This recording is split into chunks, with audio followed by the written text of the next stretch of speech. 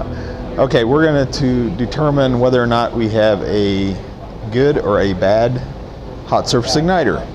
And we're simply going to do this by ohming it out using a ohm meter.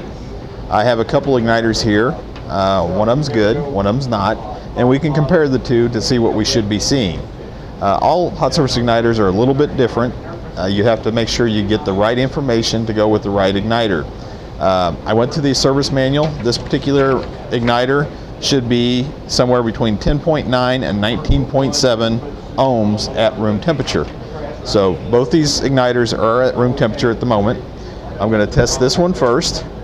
A lot of times guys like to take their probes from their meters and shove them up to into the wiring harness. I don't like to do that because that can spread the terminals in there and ruin the wiring harness. So I try to come in from the back side whenever possible to make my readings.